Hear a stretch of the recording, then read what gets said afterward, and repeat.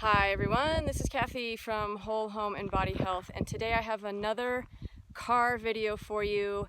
I'm going to test this big truck I have behind me for the EMF levels to see what kind of readings we get. Now this is a work truck that I am using for a preservation project that I'm currently doing somewhere in beautiful California.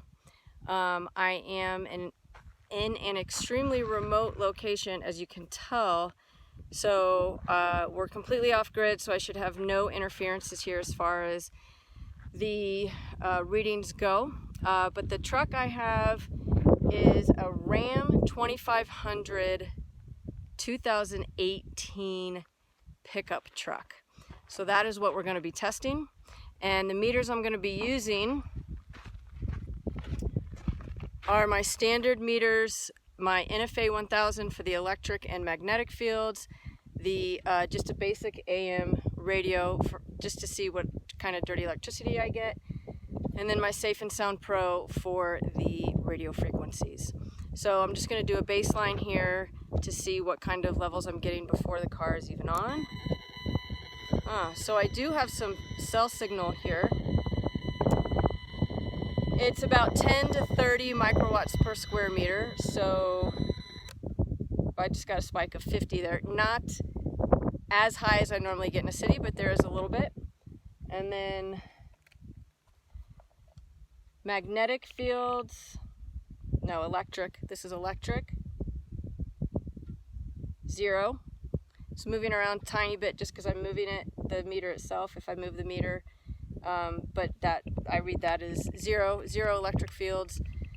And then the magnetic fields, also 0. So like I said, really quiet environment out here, except for that little bit of a cell tower in the distance. And then for the radio, I will see if we're getting any dirty electricity. I can't imagine that we are. Wouldn't make any sense out here in the middle of nowhere. But you never know.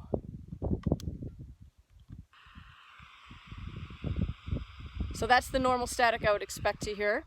And so if that static changes when we turn the car on, then we know there's some dirty electricity happening.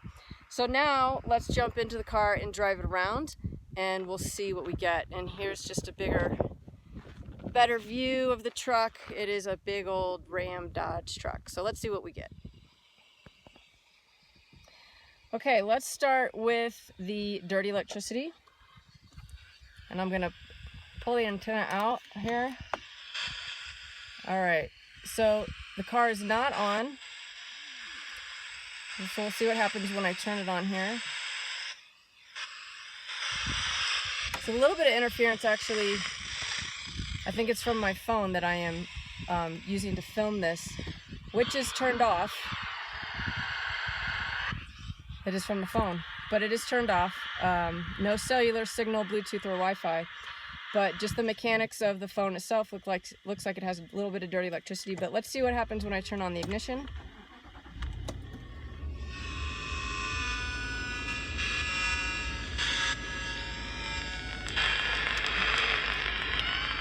Oh yeah. So you can definitely hear that. This is as I get towards the radio and the panel. Let's see. The panel for sure, the radio.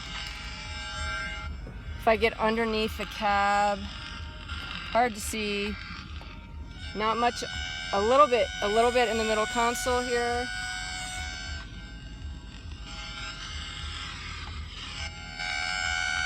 Oh yeah, quite a bit on the dash. So, you know, I can't quantify that, because I just, you know, we've got a dirty, or we've just got an AM radio to measure this, because we can't use an oscilloscope or a picoscope, because we need an outlet to plug into for those. But that gives you a general idea. There is definitely some dirty electricity, so if you are sensitive to that field, you know, that's going to be a difficult thing to avoid, because all cars have some of it. So now I'm going to turn on the radio frequency meter, the Safe and Sound Pro.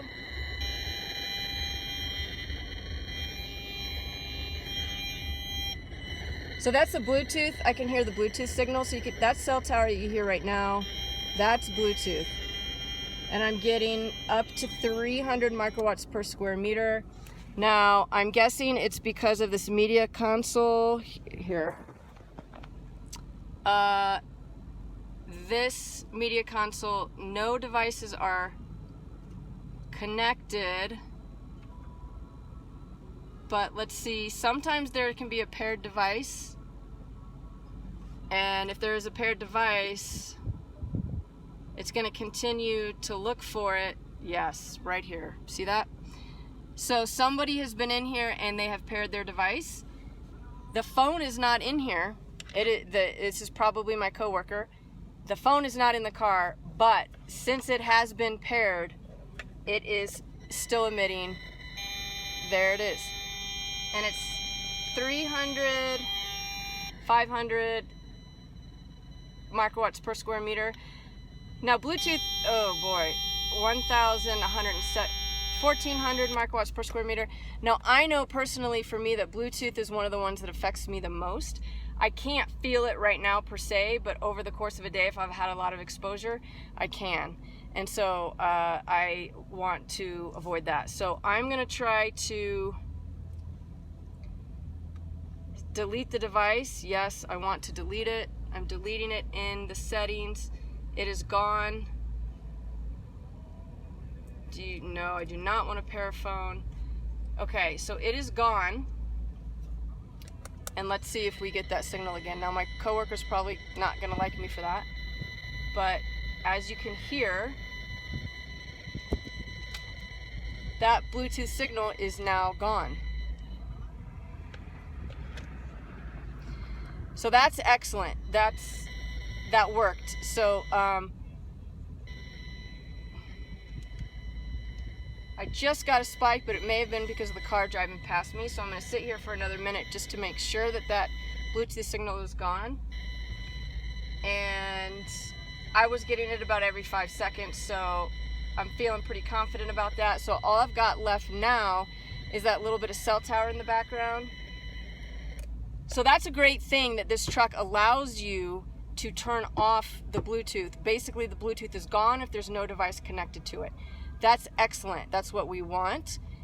Most modern cars, in my experience, have not allowed me to do that, but this Ram 2500 2018 did allow me to do that, so I do not have any radio frequency in the car now. So that's awesome. So now let's see what we're going to get for magnetic fields, and I'm going to turn the magnetic field meter on, and I'm going to drive around with it to see what kind of reading we get. So we had 0 outside the truck. Now I've got 0.28. So just because we've got the car on, as I move towards the radio console, the dashboard, it's a little bit elevated at 1. If I put it, oh, that's big. So just idling here, right on the floor underneath the radio, I've got 1.6. If I put it by where my feet would be, that's 3. If I step on the brake, it goes up to 3.7. If I accelerate,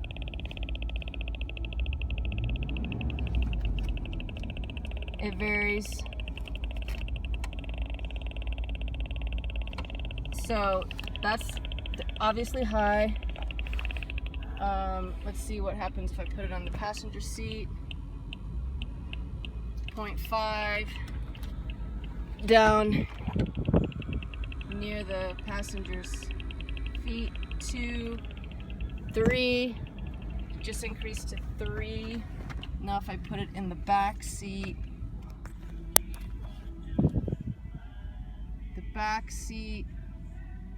not much.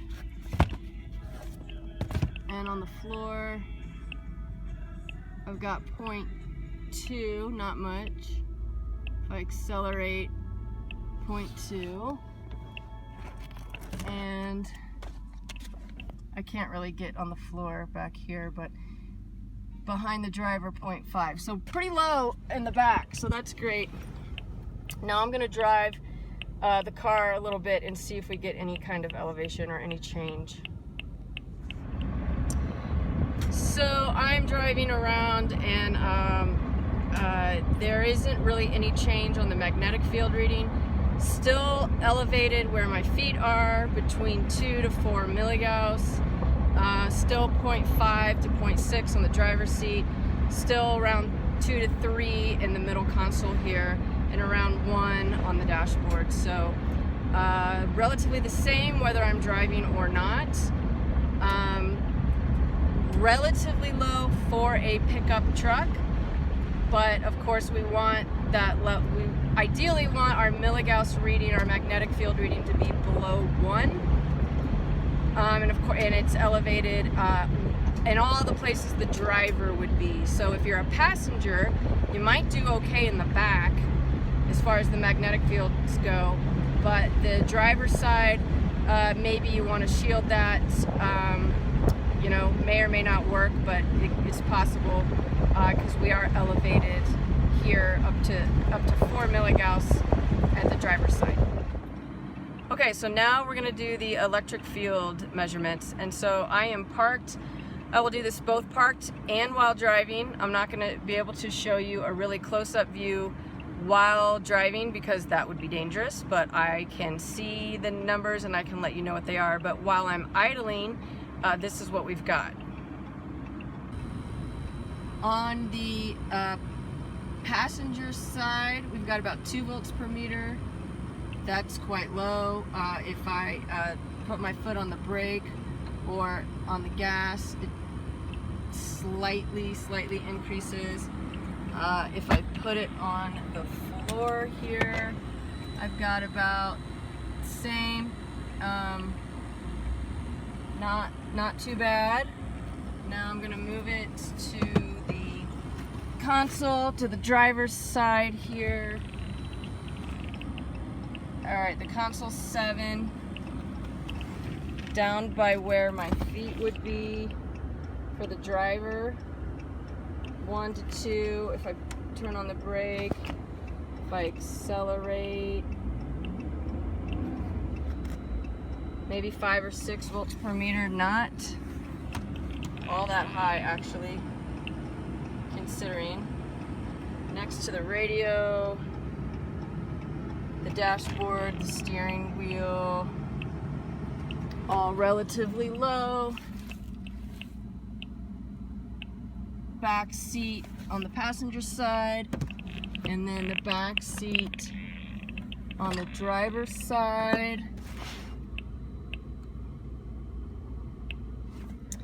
Pretty low overall on the electric fields. Okay, so now I'm going to start driving. I'm actually fairly impressed with how low the electric fields are, because I find much higher electric fields in most cars, actually. So it is increasing a bit as I'm driving. It is on the mid console, and I'm getting up to about 6 volts per meter. Our goal with volts per meter is under 1 during the daytime, under 0.3 for nighttime.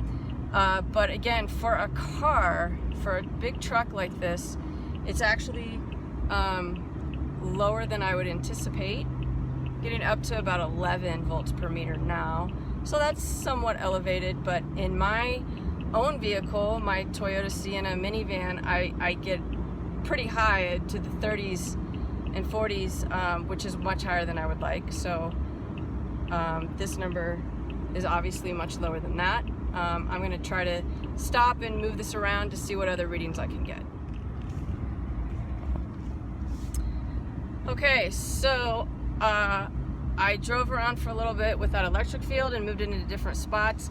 I did not get much of an elevation, so that's quite good, because those levels are really much lower than I normally see. And so I'm gonna be safe here and pull over and wrap up this video. So overall, my assessment of this Dodge Ram 2500 2018 pickup truck, I'm actually quite impressed. Now, this is relative to other cars. All cars are higher than we would like to see, but in relation comparatively to other vehicles, I'm going to say that this is actually pretty good. This is tested pretty good for all of the fields. I think it's awesome that you can disable the Bluetooth, because most modern vehicles past, say, I don't know, 2014, 15, you cannot disable that. So that's a clear advantage, very, very big advantage. The magnetic fields, they are elevated at the driver's side up to between 2 to 4 milligauss. That's high, but it is relatively lower than what I normally find in other cars. The electric fields are quite low throughout relative to what I find in other vehicles. Now, the dirty electricity may be an issue. Again, you know, we can't quantify because we're using an AM radio. However, on my NFA 1000, which I did not show you earlier, you see those flashing LEDs at the top. Those are indicative of dirty electricity too, and it is going between 150 to 180 hertz up to over 200 kilohertz. So you can see that on those LEDs, the red LED over 2,000 kilohertz. That is indicative of dirty electricity. So I don't know how much, but we do know it's here. So that may be a problem for a sensitive person. The passenger side and the back seats tested pretty great for all the fields. So if you are a passenger in this vehicle, your EHS, it could work. Of course, you always want to test for yourself to see how you react, because your body is more sensitive than any of our meters. So we would want to identify if this is going to work for you specifically. But overall, I'm pretty happy with the results here. So that is it for this video. As always, if you found this helpful, if you liked the video, please hit that like button, subscribe to my channel so I can continue to bring you more information and you can be updated when I put out new videos. So that's it for this one. Thanks everybody. Bye.